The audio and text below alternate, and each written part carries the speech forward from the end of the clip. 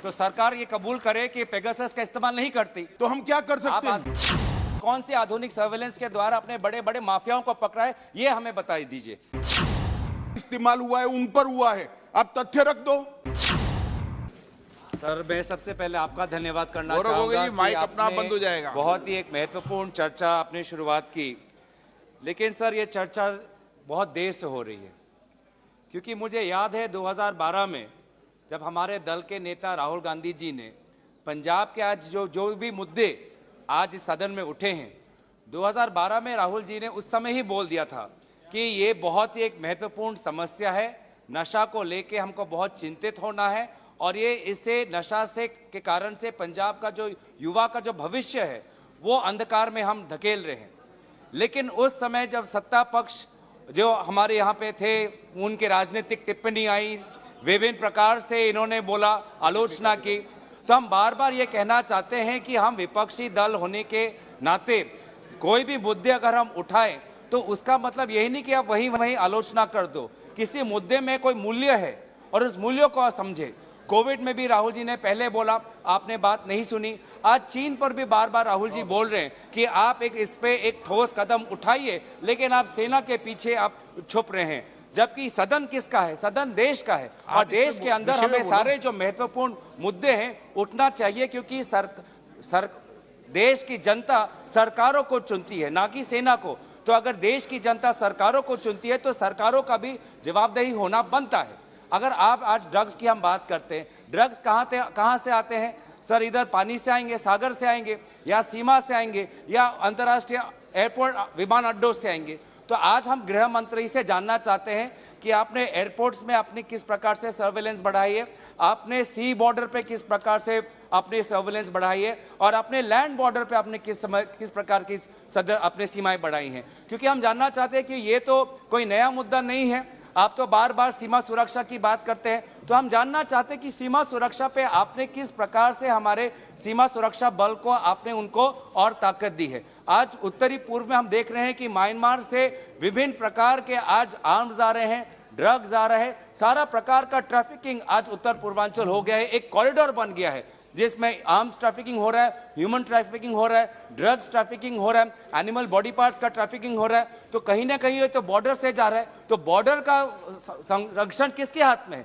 Border का संरक्षण आपके सीमा सुरक्षा के हाथ में। तो आप बताइए, आप हमें ये बताइए कि आप इंटेलिजेंस का आप किस प्रकार का इस्तेमाल करें, सर्वेलेंस का आप किस प्रकार का इस्तेमाल करें। आप बार बार हमारे ऊपर तो स्नूपिंग कर देते हैं, हमारे मोबाइल फोन पे पेगासस लगा देते हैं, पत्रकारों पे पेगासस लगाते थे। आप मुझे बताइए, पेगासस के द्वारा आपने कितने ड्रग्स नारकोटिक्स के माफिया को आपने पकड़ा है? आप जो सर्वेलेंस हम पे लगाते हैं, आपने कितने ड्रग्स के माफिया, बड़े बड़े माफियाओं को आपने सर्वेलेंस के द्वारा पकड़ा है? आप ये भी हमको बताइए।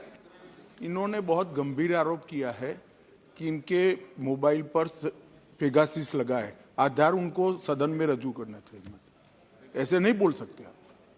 या तो ये शब्द निकाल दिए जाए या तो वो आधार रजू कर यहाँ रखें। इनके पास एक भी आधार हो, किसी पत्रकार का, नेता का, उनके खुद का, यहां रखना चाहिए सदन पर।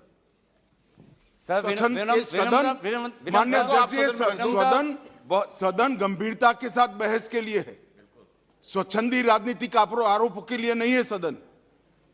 हर सदस्य ने बोलते वक्त इसकी तथ्य को यहां रखने की पात्रता रखने के बाद बोलना चाहिए। सर, मेरा फिर आग्रह है कि अगर मेरी से कोई गलती हुई है तो सरकार ये कबूल करे कि पेगासस का इस्तेमाल नहीं करती। आप कहना है साहब, इन्होंने कहा है कि इस्तेमाल हुआ है, उन पर हुआ है, आप तथ्य रख दो।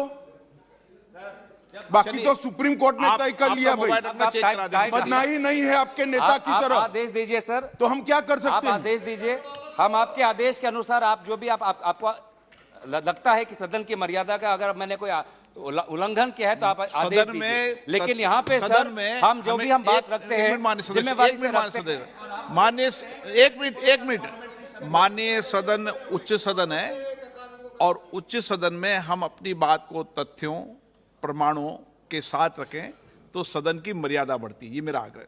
धन्यवाद सर। दूसरा मैं बोल रहा था कि हमको इंटेलिजेंस पे, हमको सर्वेलेंस जो बात जहां से उठी है, हम ये जानना चाहते हैं कि आपने कौन सी आधुनिक सर्वेलेंस का इस्तेमाल किया है और कौन सी आधुनिक सर्वेलेंस के द्वारा अपने बड़े बड़े माफियाओं को पकड़ा है, ये हमें बता दीजिए।